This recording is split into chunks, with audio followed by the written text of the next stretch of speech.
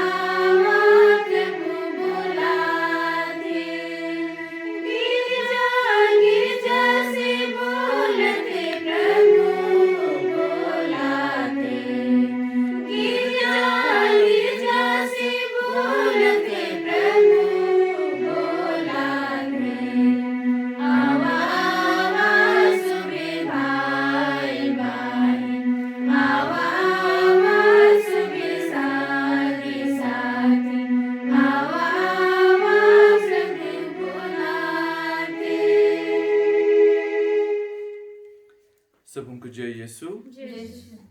आज के इस पवित्र मिस्र बलिदान में हम मनीषा कुजूर के लिए प्रार्थना करते हैं, जो अभी तक दूध की कमी का महसूस कर रहे हैं और उनके बच्चे को बहुत परेशानियां हो रही हैं।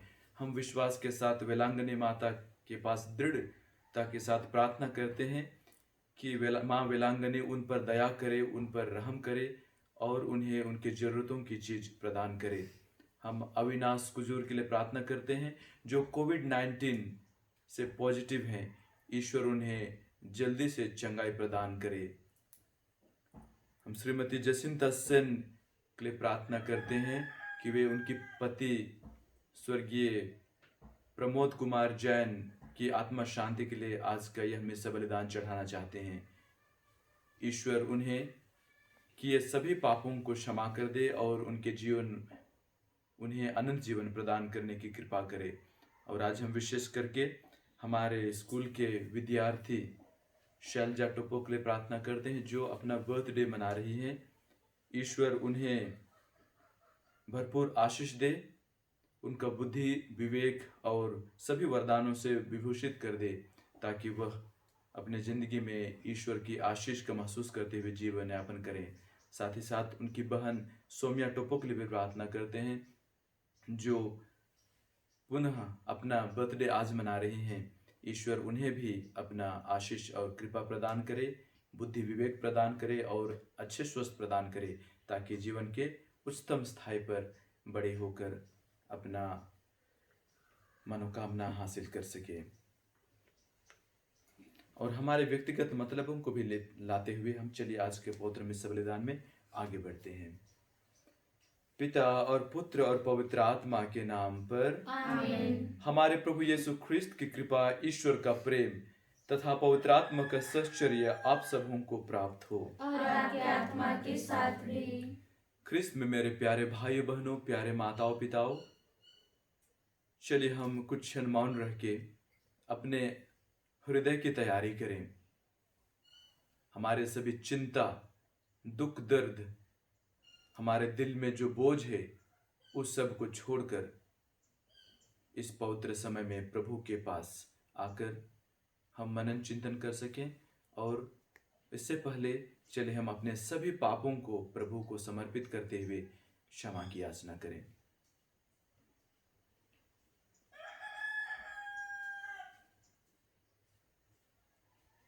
हम सब मिलकर बोलें, हे भाई बहनों, मैं सर्वशक्तिमान पिता परमेश्वर और आप लोगों के सामने स्वीकार करती हूँ कि मैंने मनोवचन और कर्म से और अपना कर्तव्य पूरा न करने से बार बार पाप किया है। मैं अपना दोष स्वीकार करती हूँ, इसलिए मैं कन्या कुमारी मरियम से, स्वर्ग के सब दूतों, संतों और आप लोगों से, हे भाई और बहनों, विनती करता हूँ कि आप मेरे लिए प्रभु परमेश्वर से प्रार्थना करें। सर्वशक्तिमान परमेश्वर आप लोगों पर दया करे, हमारे पाप क्षमा कर हमको अनंत जीवन प्रदान करे। आमीन। हे प्रभु दया कर, हे प्रभु दया कर, हे ख्रिस्त दया कर, हे ख्रिस्त दया कर, हे प्रभु दया कर। हे प्रभु दया कर। हम प्रार्थना करें। हे सर्वशक्तिमान पिता ईश्वर, तूने हमें सिखाया है कि सारी धर्म संहिता का सार तेरे और पड़ोसी के प्रति प्रेम में निहित है। इस प्रेम के नियम का पालन कर हम अनंत जीवन की ओर अग्रसर होते रहें। यह कृपा कर हमारे प्रभु और तेरे पुत्र यीशु ख्रिस्त के द्वारा, जो ईश्वर होकर तेरे तथा पवित्र आत्मा के साथ युगानुयुग जीते और राज्य करते हैं। आमीन।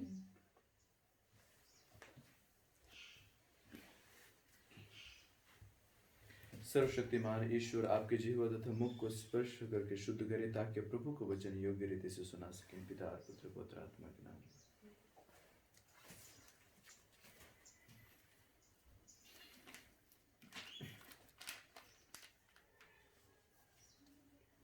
पहला पाठ उपदेशक ग्रंथ अध्याय 11 पद संख्या 9 से 12 8 तक। अपनी जवानी के दिनों में अपने सृष्टिकर्ता को याद रखो, उस समय से पहले जब मिट्टी पृथ्वी में मिल जाएगी और आत्मा ईश्वर के पास लौटेगी। हे युवक, अपनी जवानी में आनंद मनाओ, अपनी युवावस्था में मनोरंजन करो, अपनी हृदय और अपनी आँखों की अभिलाषा पूरी करो। किंतु याद रखो कि ईश्वर तुम्हारे आचरण का लेखा मांगेगा। अपने हृदय से शोक निकाल दो और अपने शरीर से कष्ट दूर कर दो, क्योंकि जीवन का प्रभात क्षणभंगुर है।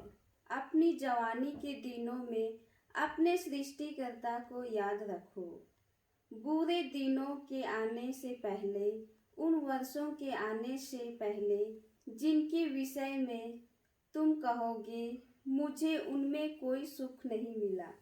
उस समय से पहले जब सूर्य प्रकाश, चंद्रमा और नक्षत्र अंधकारमय हो जाएंगे और वर्षा के बाद बादल छा जाएंगे। उस समय से पहले जब घर के रक्षक कांपने लगेंगे, बलवानों का शरीर झुक जाएगा, चबाने वाले इतने कम होंगे कि अपना काम बंद करेंगे, और जो खिड़कियों से झांकती है वे धुंधली हो जाएगी। उस समय से पहले जब बाहरी दरवाजे बंद होंगे, चक्की की आवाज़ बंद होगी, चिड़ियों की चहचहाहट धीमी पड़ जाएगी और सभी गीत मौन हो जाएंगे। उस समय से पहले जब ऊंचाई पर चढ़ने से डर लगेगा और सड़कों पर खतरे ही खतरे दिखाई देंगे, जब बादाम का स्वाद फीका पड़ जाएगा, टिड्डियाँ नहीं पचेगी और चटनी में रुचि नहीं रहेगी, क्योंकि मनुष्य परलोक सिधारने पर हैं और शोक मनाने वाले सड़क पर आ रहे हैं। उस समय से पहले जब चांदी का तार टूट जाएगा और सोने का पात्र गिर पड़ेगा, जब घड़ा झरने के पास फूटेगा और कुएं का पहिया टुकड़े टुकड़े हो जाएगा। उस समय से पहले जब मिट्टी उस पृथ्वी में मिल जाएगी जहाँ से वह आई है और आत्मा ईश्वर के पास लौट जाएगी जिसने उससे भेजा है। उपदेशक कहता है, व्यर्थ ही व्यर्थ, सब कुछ व्यर्थ है। यह प्रभु की वाणी है। ईश्वर को धन्यवाद।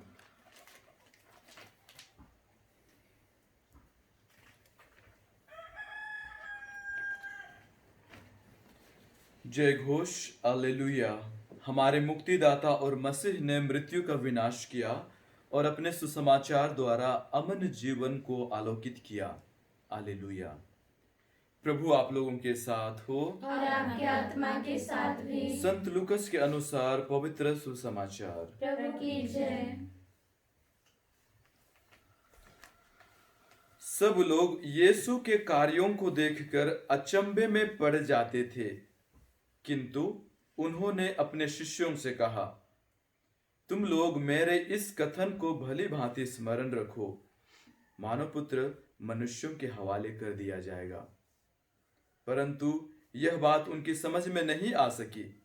इसका अर्थ उनसे छिपा ही रह गई और वे इसे नहीं समझ पाते थे।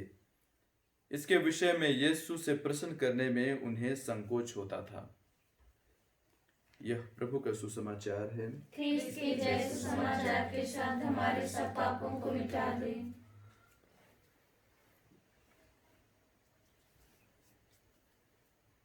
एक बार हमारे स्वर्गीय डॉक्टर एपीजे अब्दुल कलाम नवनियुक्त कलेक्टरों को संदेश दे रहे थे,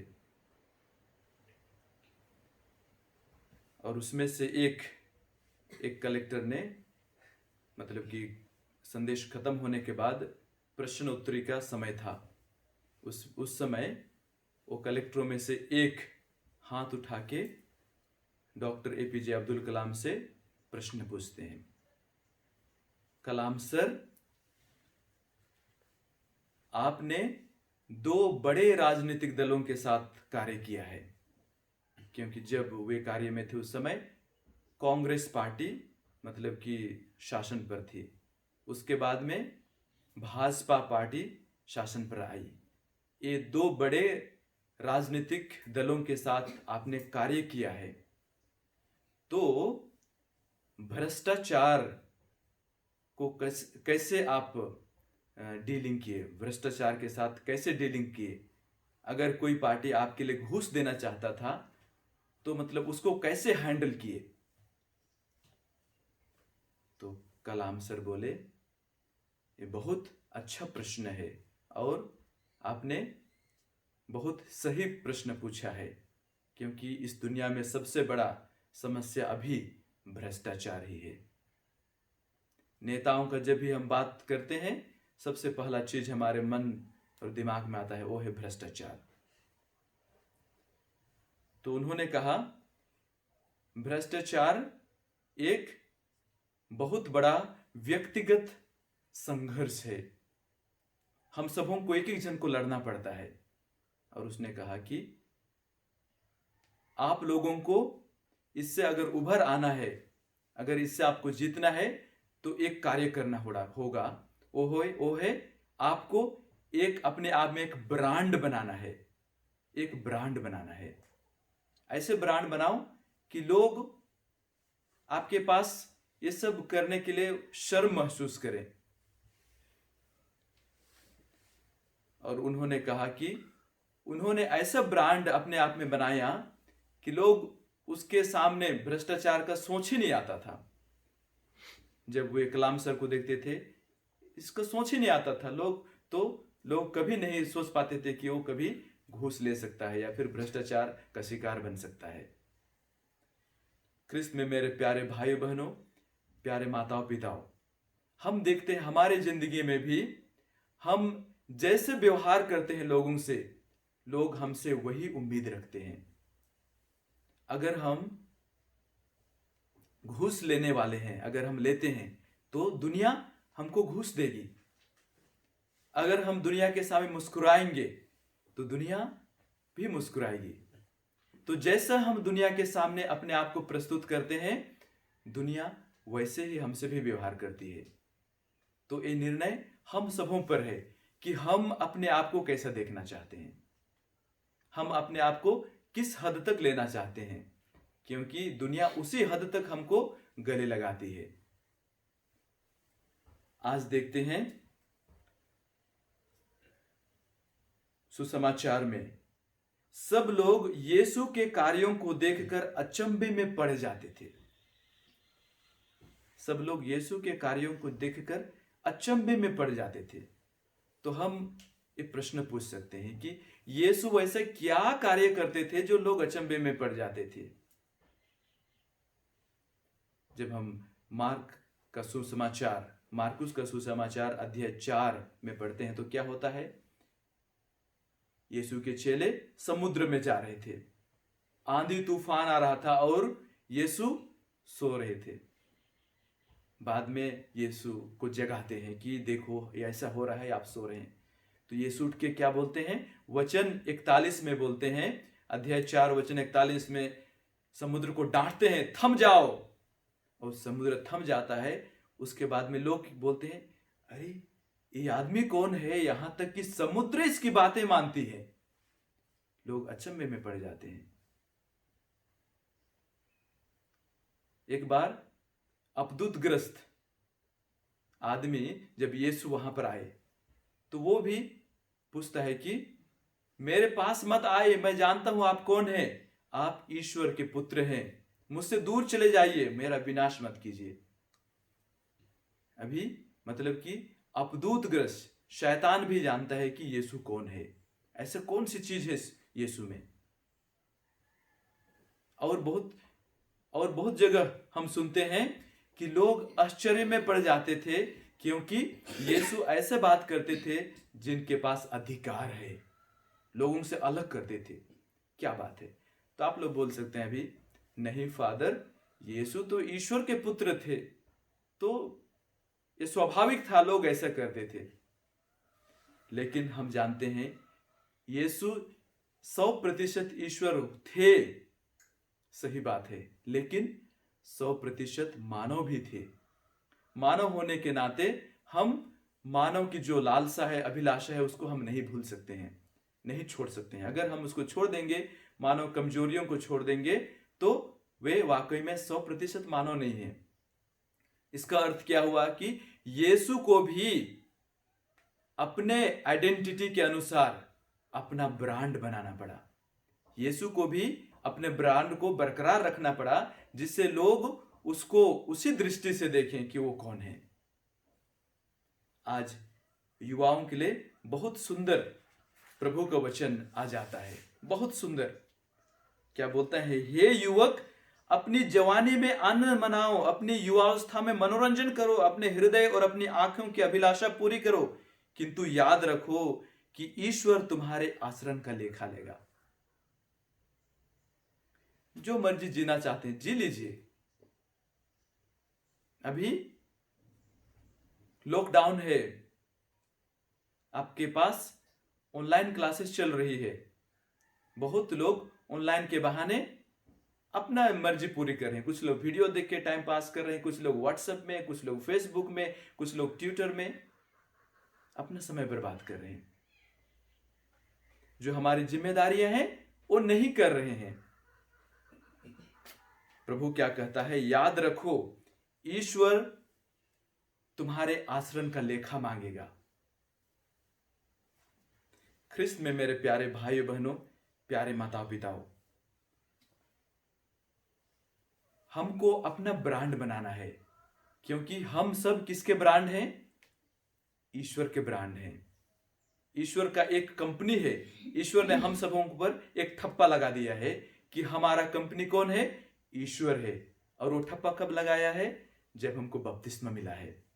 और हमको उसके अनुरूप दिन व दिन उसके अनुरूप आचरण करने की कोशिश करना है।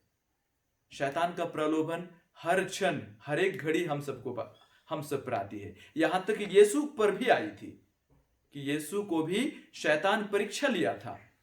जब शैतान ईश्वर के पुत्र को नहीं छोड़ा तो आप भूल जाइए कि वो आपको छोड़ेगा, कभी नहीं छोड़ेगा। हमेशा प्रलोभन में, मतलब कि प्रलोभन के पीछे पड़ा रहेगा, आपको नीचे गिराने के पीछे पड़े रहेगा। लेकिन हमेशा याद रखिए आप कौन से ब्रांड के हैं, क्योंकि अगर आप अपना ब्रांड बरकरार नहीं रखेंगे तो लोग आपको अपने ब्रांड की तरफ खींचने की कोशिश करेंगे। और इसलिए आज जो युवकों के लिए आज जो प्रभु जो संदेश देते हैं, ये सब प्रत्येक ख्रिस्तीय विश्वासियों के लिए है कि हमें अपना समय को सही तरीके से उपयोग करना है, अपनी जिम्मेदारियों को अच्छी तरह से निभाना है, क्योंकि इस सब का एक दिन लेखा जोखा होगा और उस समय हम सबों को उसका उत्तरदायित्व बनना पड़ेगा। हम लोग जब 9वीं 10वीं क्लास में पढ़ते थे तो एक फादर थे, हम लोग को एक वचन बार बार बोलते थे, मेरे दोस्तों समय आपके पास है, अगर तुम समय अभी बर्बाद करोगे तो एक दिन समय आपको बर्बाद करेगा। तो जब भी मुझे पढ़ने का मन नहीं करता था, जब भी मुझे अपने कार्य करने का मन नहीं करता था, मैं इसी वचन को मैं बार बार सुनता था कि अगर तुम अभी समय को बर्बाद करोगे तो एक दिन समय तुमको बर्बाद करेगा। तो वास्तव में ये सही है, क्योंकि समय हमेशा जाते रहता है, नहीं रोक सकते हैं समय को। केवल समय एक बार आता है और चला जाता है। अगर आप उसका उपयोग किए तो आपके लिए फायदा है, नहीं किए तो हमेशा हमेशा के लिए वो समय चला गया। और आप केवल 30 वर्ष तक आप अपने जिंदगी को बना सकते हैं, 35 वर्ष तक अपनी जिंदगी को बना सकते हैं। उसके बाद में आप बूढ़े हो जाएंगे, धीरे धीरे आपका यादगार शक्ति कम हो जाएगा, काम करने की क्षमता कम हो जाएगी। बाद में जो काम 40 साल बाद में पछतावा होगा कि ये सब काम मुझे जब 20 साल का था, 15 साल का था, 30 साल का था, मुझे करना था लेकिन मैं नहीं कर पाया, बाद में अफसोस होगी। तो आज यीशु मसीह हम सबको यही संदेश देते हैं कि आपको ऐसे कार्य करना है कि लोग आपको देख के अचंभे पड़ जाना है, और वही हमको एक ब्रांड के रूप में तैयार करना है। तो चलिए हम आज विशेष प्रार्थना करते हैं कि प्रभु हमें हमेशा अपने सानिध्य में रखे, हमारा मन इधर उधर ना विचलित हो, हमेशा हमको फोकस माइंडेड रखे, ताकि हम प्रभु का सानिध्य में रहकर, प्रभु का पवित्र आत्मा की शक्ति के प्रभाव में रहकर हम अपने व्यक्तित्व का विकास एक सकारात्मक रूप से हम तैयार कर सकें।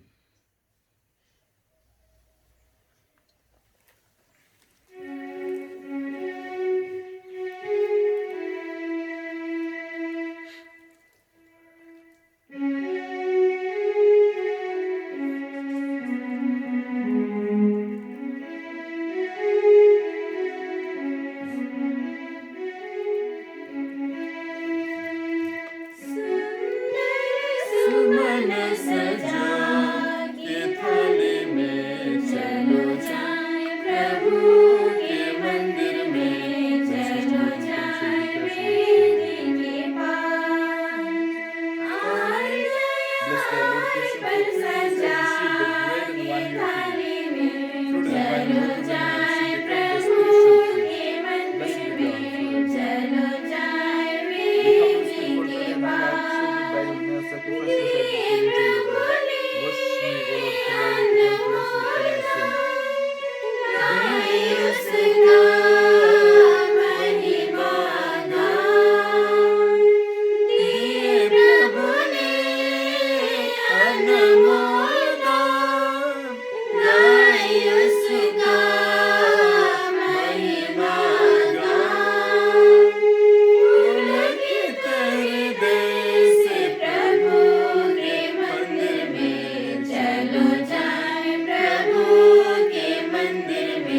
चलो जाए, वेदी के पार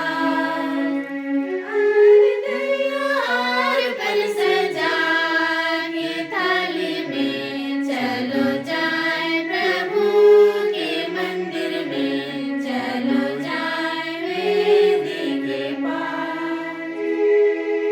प्यारे भाइयों बहनों, प्रार्थना कीजिए कि सर्वशक्तिमान पिता परमेश्वर मेरा और आप लोगों का बलिदान ग्रहण करे। प्रभु अपने नाम की स्तुति तथा महिमा के लिए और हमारे तथा अपने समस्त पवित्र कलीसिया के लाभ के लिए आपके हाथों से यह बलिदान ग्रहण करें। आमीन।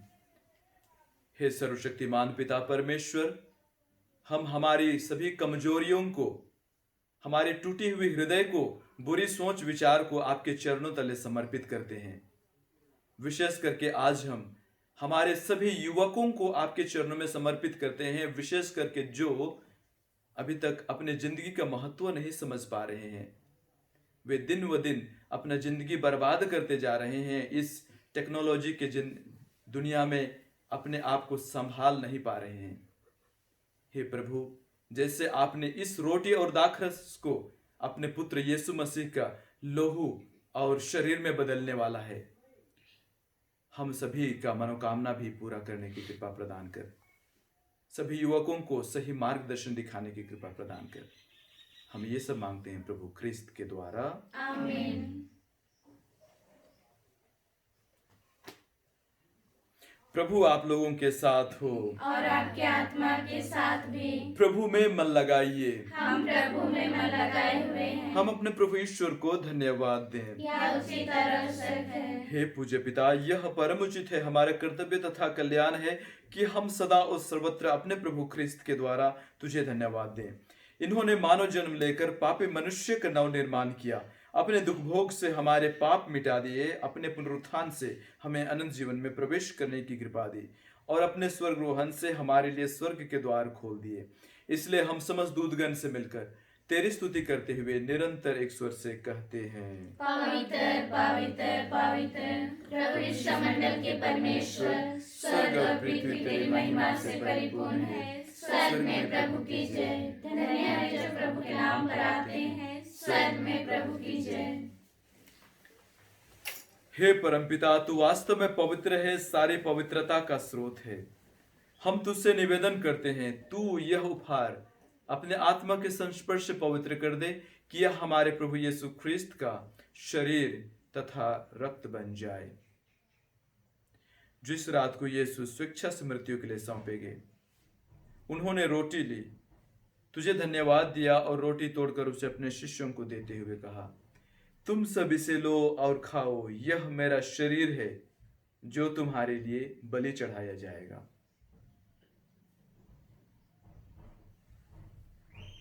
मेरे प्रभु मेरे ईश्वर। इसी भांति भोजन के बाद उन्होंने कटोरा लिया, तुझे धन्यवाद दिया और उसे अपने शिष्यों को देते हुए कहा, तुम सभी से लो और पियो, यह मेरा रक्त का कटोरा है, नवीन और अनंत व्यवस्थान का रक्त जो तुम्हारे और बहुतों की पापों की क्षमा के लिए बहाया जाएगा। तुम मेरी स्मृति में यह किया करो।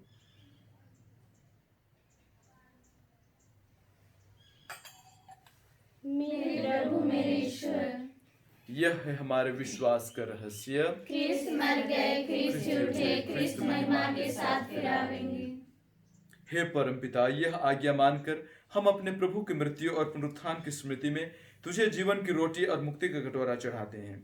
हम तुझे धन्यवाद देते हैं कि तूने हमें अपने सम्मुख उपस्थित होने और अपनी सेवा करने का सौभाग्य प्रदान किया है।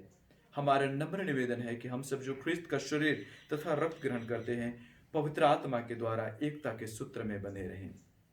प्रभु और हमारे संत पिता फ्रांसिस, हमारे धर्माध्यक्ष पतरस मिंज, हमारे superior general Michael Cochran, regional superior Silvaraj Manchanpalli और सभी याजकों के साथ विश्व भर में फैले अपनी कलीसिया की शुद्धि दे तथा इसे प्रेम में सिद्ध बना दे। हे प्रभु, हमारे उन भाई बहनों की भी शुद्धि ले जो पुनरुत्थान की आशा में परलोक सिधार चुके हैं।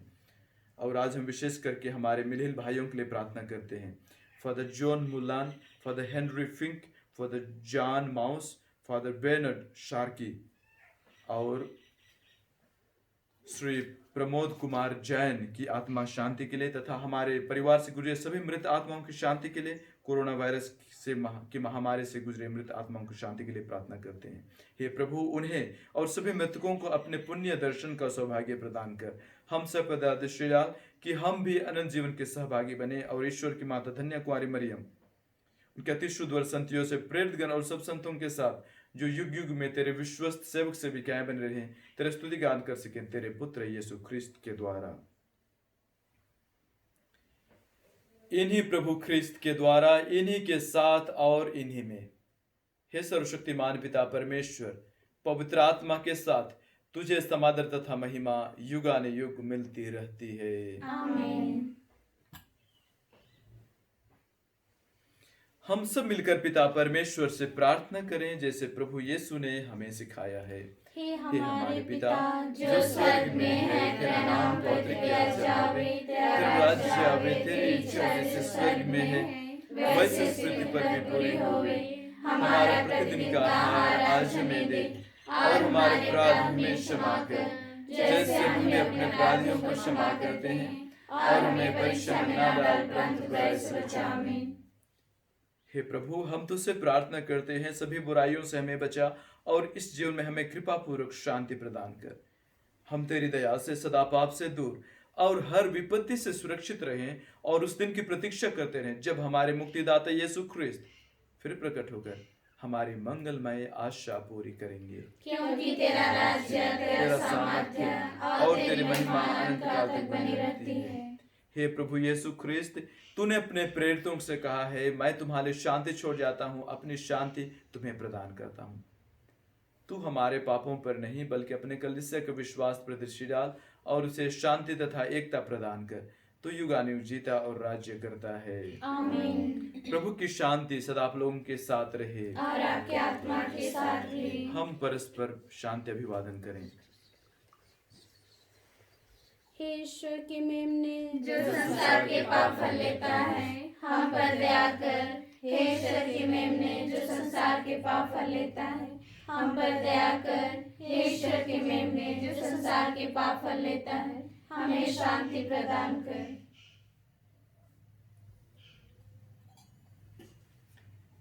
देखिए, ईश्वर का मेमना जो संसार के पाप फर लेता है। धन्य है हम जो प्रभु के इस पवित्र भोज में बुलाए जाते हैं। हे प्रभु, मैं इस योग्य नहीं हूँ कि आप मेरे यहाँ आवे, किंतु एक ही शब्द कह दीजिए और मेरी आत्मा चंगी हो जाएगी। ख्रिस्त का शरीर तथा रक्त अनंत जीवन के लिए हमारी रक्षा करते रहे।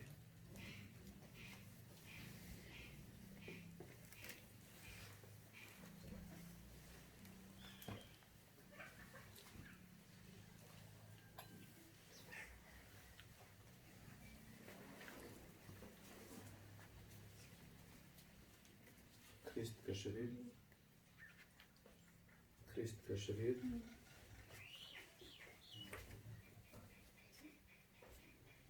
ख्रिस्त का शरीर,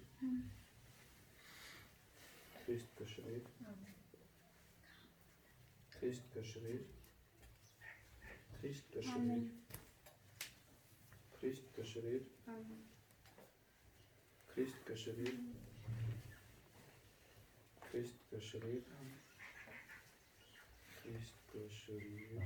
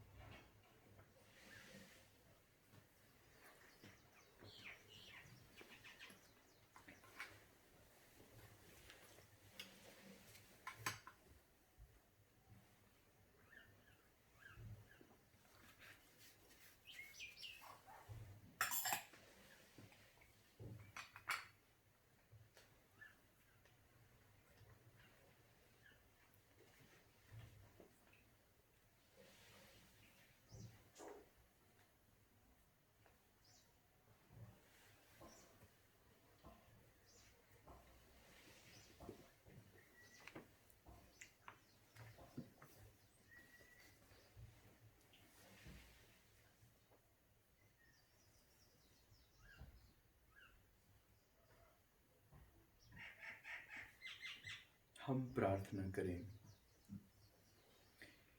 हे प्रभु, जिनको तूने परम प्रसाद दिया है उनकी सहायता भी सदा किया कर। पावन यूखरिस्त का समारोह मनाते समय हमें तेरी दया से मुक्ति का फल प्राप्त होता रहे, यह कृपा कर हमारे प्रभु ख्रिस्त के द्वारा। आमीन। प्रभु आप लोगों के साथ हो और आपके आत्मा के साथ भी। सर्वशक्तिमान परमेश्वर पिता और पुत्र और पवित्र आत्मा आप लोगों को आशीर्वाद प्रदान करे। आमीन। आप लोग विदा लें। प्रभु की शांति सदा साथ रहे। ईश्वर को धन्यवाद। पिता और पुत्र और पवित्र आत्मा की महिमा हो, जैसे आदि में थे, सारे ज्ञान हे संत मरिया हमारे लिए प्रार्थना कीजिए। हे संत जोसेफ हमारे लिए प्रार्थना हे कीजिए। बशर की माता, अच्छे स्वस्थ की रानी, हमारे लिए प्रार्थना कीजिए। मृत सभी विश्वासों की आत्माएं परमेश्वर की दया शांति निवास करे। आमीन। क्रूस का चिन्ह